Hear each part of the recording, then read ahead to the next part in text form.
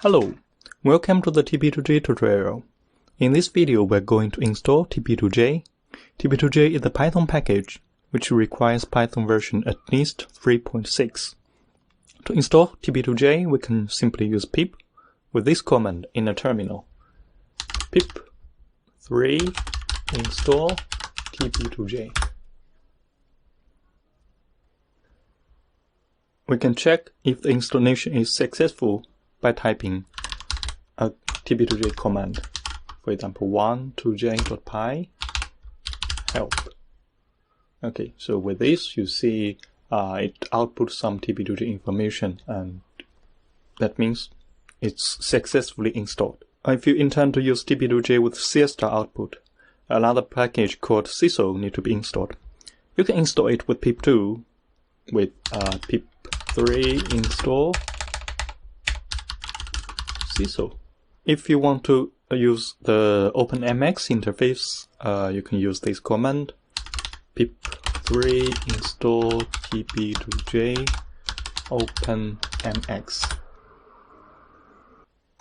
You may have noticed that there is a TB2J inf inside bracket here. This shows that we are using a virtual environment. We recommend the use of it to avoid any confliction between the library versions. This could happen, for example, TB2J requires a new version of NumPy, while another of your package you're using requires an older one. So we can create a clean Python environment for TB2J to avoid any confliction. I will show how to create one from scratch. Let's first go to a directory. For example, here it's an empty directory. We can use this command python3 -m bin and the current path tb2j in to create a Python virtual environment called tb2j in. If we have a look, we have this new directory here, and we have tb2j in, we have a bin directory, and inside the bin directory you can see these some executables, and we have this active, which is the script to activate the virtual environment. We can, in bash, we can use source, the directory,